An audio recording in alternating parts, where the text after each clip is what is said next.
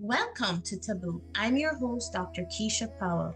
On this podcast, we will have courageous conversations based on how people use their pain and turned it into passion along with their walk with God.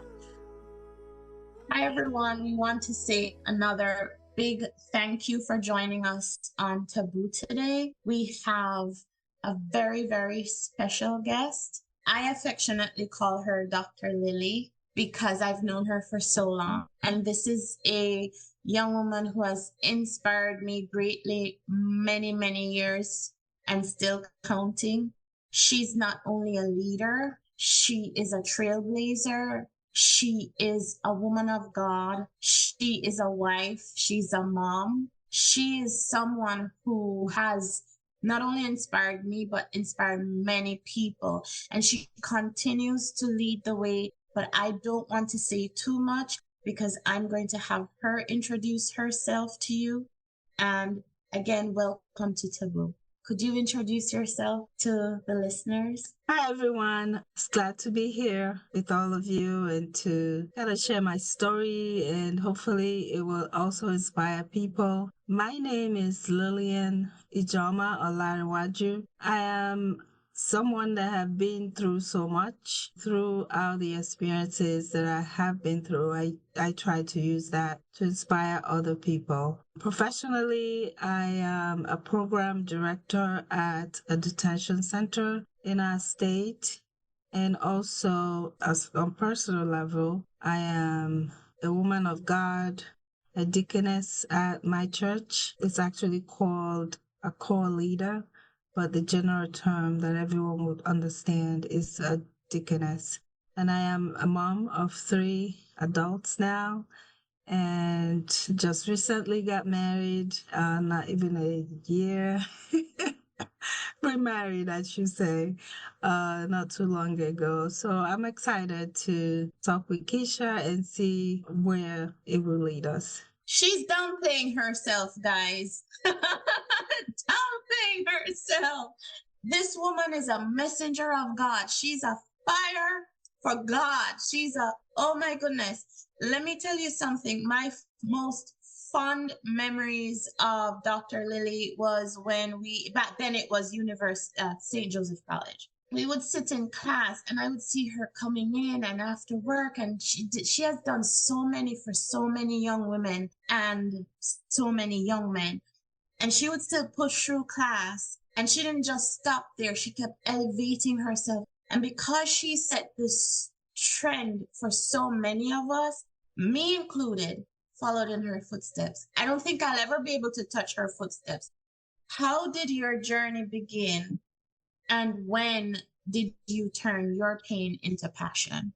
So for me, I will really say when I was still in high school, I always have a passion for education. English was not my first language, so I had to learn how to speak English. My first language is Igbo language, which is from the eastern part of Nigeria. And so the English language fascinated me, and I paid very close attention in school to learn it very well. So as a high school student, I was also, after school, I had something I now know that's called after school for students at my backyard. And this is for, at the time, kids that are still in elementary school. So I would have them after school, especially the ones that lived around me that their parents were not able to afford sending their kids to any tutoring program. And so I did that to help out.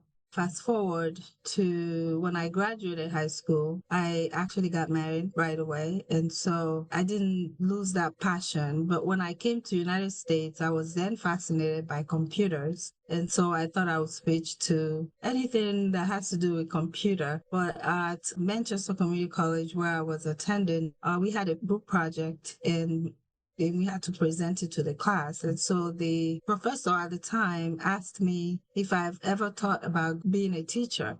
And I said to her, yeah, of course, that's what I wanted to do. So she encouraged me. I went back into to change my major into education. And so that's where I have been in education. And throughout the process, I was an assistant teacher, I was ELL tutor, and then I became a special ed teacher, from there, lead teacher, and now an administrator. So I've been through all different stages of education, and it kind of provides me with a diverse lens as far as each stage of education is concerned. And as also as an adjunct at Sacred Heart University, that also gave me an opportunity to work with adults, not just kids. And so professionally, it has been a journey that I love. I love my job. I love the kids that I work for. I love the people that I work with. And so our goal every day is just to make the learning experiences for all our students, to make it exceptional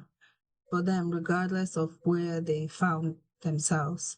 And personally, I had a very, very stressful, challenging marriage. And I remember one incident that I was talking to someone I call mom here in United States. She listened to what happened and she gave me one advice. She said to continue. If I have to get myself out from this situation, I have to take my education seriously, very seriously. And I do take my education seriously at the time, but it gave me a different view as to where my life is headed.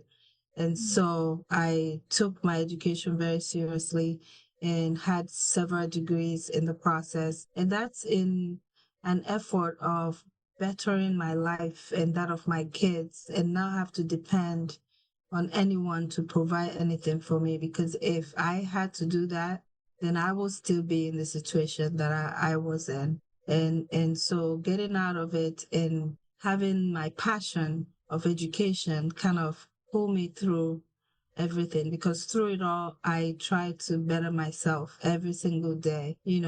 What can I do today to make yesterday better? And so trying to do that kind of continues to inspire me even today to get up every morning and to want to do my best.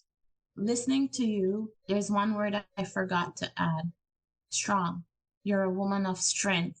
And I know you said you went through something traumatic, but what did you rely on to give you that strength? I think for me, it was God. The time I was sharing when I was in high school, life was very, very, very difficult for me and my brothers and my mom, my parents. And so we had nothing. We could hardly eat. If we eat 3 times a day, then that day is a celebration. So we hardly eat 3 times a day. And so we had this Christian non-denominational group had something like a crusade around my house. And I went, it was for a weekend, Friday, Saturday, Sunday. I went every night, evening. And the message they had was so hopeful and so inspiring. And so I was like, I want to know this person that they're talking about. I want to know this Jesus. And there I gave my life to Christ. And so through everything, my stronghold is God. Even though it was a stressful situation, I also still believe that He had me go through that because that's His will for me. And so I don't look at myself and feel sorry for myself or feel bad or feel hateful against, toward anyone.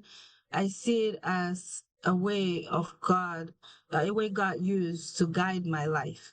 Because today I can look back and say I made it through, and then I can encourage someone who's also in the situation that I found myself in to continue to strive, to do better, to have hope, because there's always light at the end of the tunnel, regardless of what you're going through. So my faith in God pulled me through it all. Even today, some people wonder, why is she not like this? Why is she not like this and that? But for me, I always have hope in God. I always believe that He will see me through, regardless of how the condition was. And if He allowed me to go through what I went through, is for a purpose. And so that purpose is to inspire other women, to inspire young girls, to tell them that it's not okay to be in an abusive relationship or marriage. You can get out. You can do this. You can do that. Looking at me and looking at my life and where I am today. So it's possible. if only you have that faith, if only you cling to that God that helped me to go through it all. I admire your strength so much because even seeing when you were sitting in classes, I didn't know that you were in so much pain. And this is one of the reasons Taboo was born, because I've seen so many men and women across the world in pain. And sometimes you see on social media all these different reels, and I listen to them and I'm like, some of what you're saying is not true. And I encourage everyone to learn the word of God for yourselves, but at the same time to be able to connect with individuals like yourself who have always been philanthropic when it came to helping others. We don't see this a lot, especially in communities of color. There's not much unity as it should be. And that's why Taboo was born, not just for communities of color, but for everyone, that there is someone, that people are actually out there who will inspire you and who can keep you moving forward. You had that person who you called mom who was there for you. Likewise, I've gone through a lot of stuff, and I think God is still working on me with even where my life is going. Not always easy, but you have to know that the Father is there for us. Would you change anything if you could? I think if I have to change anything, it means that I didn't really accept the will of God for me. So there's nothing to look back and say, I would have changed this, I would have changed that. Because I strongly believe that God directs our path. And if He led me through the path that I had to go through, and that is His will for me, you know. So I wouldn't really change anything. At the same time, if you look back in your life and think about things that you could have changed, if you look now and say, I should have done this or that, there's things that we could have changed. One thing I could have changed would have been not to get married at a young age when I didn't really know anything about love or anything about marriage. I should have waited, but at the time when I got married, that was the only option that I had. The other option would have been to prostitute myself and pay for college by sleeping with older men that were old enough to be my grandfather even, but that was not a choice, an option for me at the time, being a child of God. So I chose to get married. So that's one thing I would have changed, maybe to learn more about relationship, because my experiences taught me that whatever it is that I was seeing was the right way to love someone. So if someone loves you, it's okay for them to slap you here and there. It's okay for them to hit you here and there, call you names and belittle you and all that. That was what I learned. And I felt that was the right way that He was using to show me love, and not knowing that it is not really right. Like when you're being isolated from people that care about you. I termed it at that time, yes, He loves me. He doesn't want anybody to be around me, this and that. But that was isolation. But I didn't see it that way. So that's one thing that I always say that I could have changed, is to not get married at that young age, but also to kind of learn more about myself. It's hard for someone to believe if I say, well, I just learned about relationship a couple of years ago. They would be like, well, how old are you? That you were learning it just not too long ago. After my divorce, I had to read books about relationship to understand what I need to do, what is expected of me in a relationship, because I learned the wrong way. So that's one thing I always say, that I wish I had the opportunity to be able to grow up, be able to, know what relationship is all about. And so now that I'm married, I'm seeing something different, which is kind of good. It is just the opposite of what I experienced before. But changing that again will be me not accepting the will of God. But if I talk to young people, I'll always say, be independent, be yourself, know yourself, because when you value yourself, it is so hard for someone else to come in and devalue you. When you value yourself, have something that you can call your own. Don't depend on anyone for anything. You can work hard. You can be whoever you want to be, but it's not just saying it. You have to work hard to achieve it, because it's not enough saying, I want to be this, I want to be that. But what are you doing to get there? And I'm not telling you to jump from one place to the end of the post. No, it's a stage. You live, you struggle day by day. You learn each day. Sometimes you win, sometimes you lose. Sometimes you're successful, sometimes you're not. But in those different experiences, you have to also look at what is it teaching you and use that to grow yourself. What you're saying is so true because from my experience, from friends' experiences, and even working with different people, it comes down to a lot of people are not sure what love really is. And a lot of people aren't sure when they're going into a relationship, even when they're getting married, what it should be. And thank you for sharing that. When I got older, when I started to hit like my late 30s, going into 40s, I remember someone said to me that, Keisha, you are so naive. And I used to detest that word because I'm like, why are you calling me naive? But then they were right. My idea of love was growing up, seeing how my parents were and not really exposed to it, because coming from Jamaica, certain things you don't say certain things because they'll say, no, you're getting too old to slow down and stuff like that. So you were respectful, and I was very sheltered. And I also learned when I decided to step away from relationships and kind of learn to value myself and have God at the forefront of everything. The other day I was saying to someone, no, I'm not married. No, I'm not dating, but I thank God every day for my husband. I don't know who he is, but if it's the Lord's will, if he's in the midst of it, it's going to.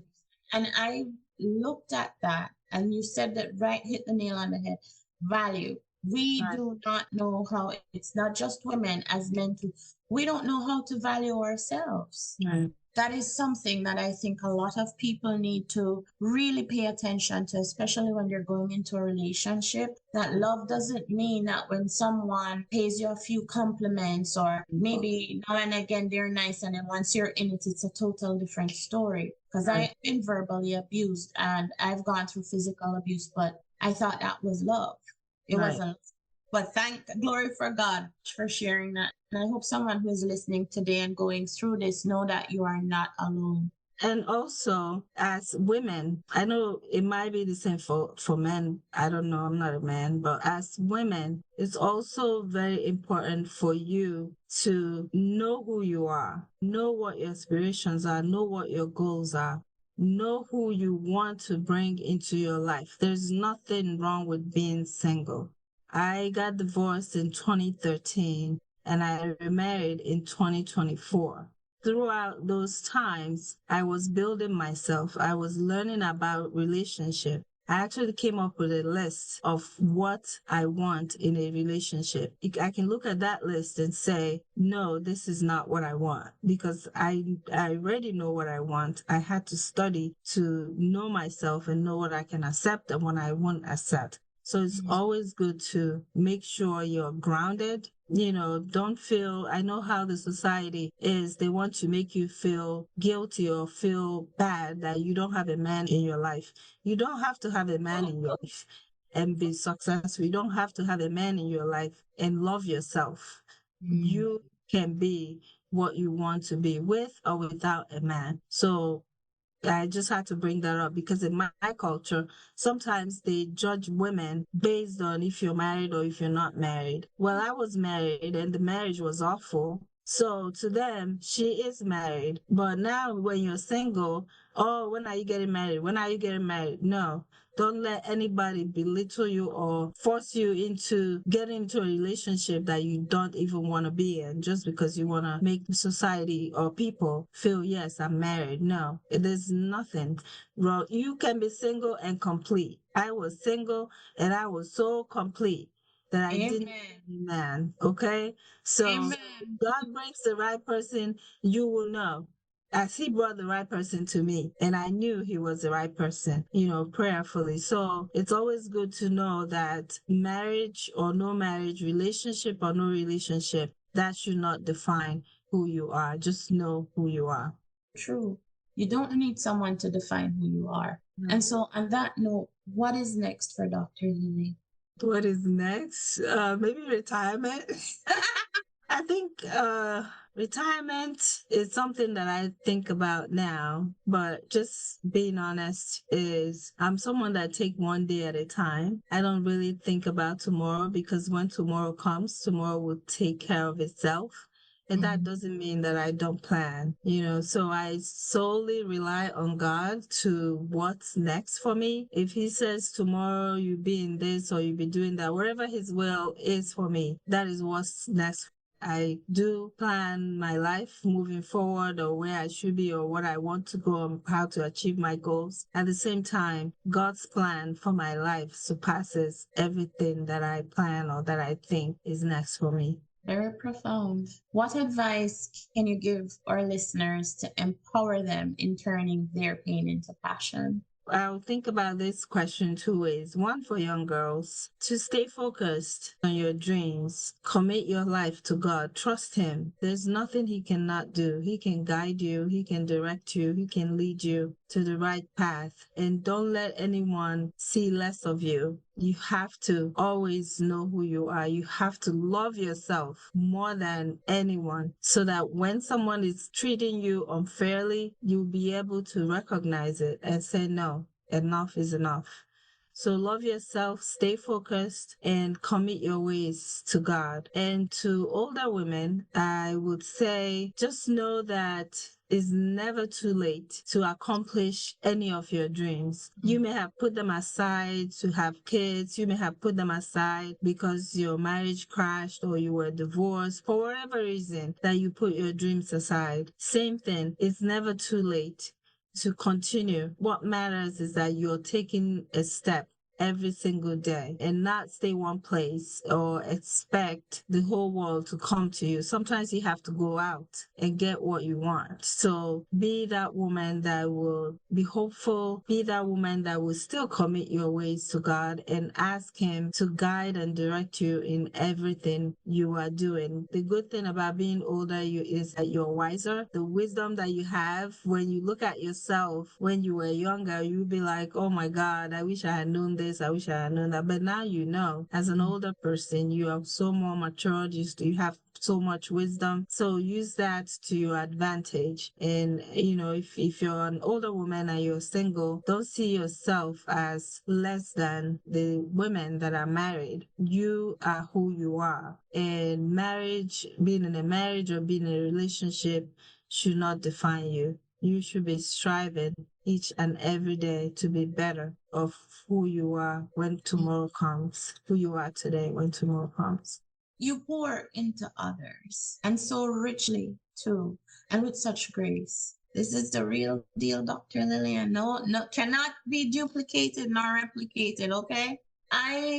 For one, I'm very grateful and humbled just sitting in your presence today. When I meet with different people and I sit and I listen, I've been doing that a lot, just listening, sitting in the silence. It's like I hear everyone having this common, I don't want to say common presence, but their love for God and their dedication for God. You'd think that, yes, we're worshiping Him, we're honoring Him, but it's healing, not just spiritually, mentally, physically, emotionally. When I listen to your journey, I can, and seeing just how strong you are, looking on the outside, no one would be able to tell. Tells me how strong you are in your faith.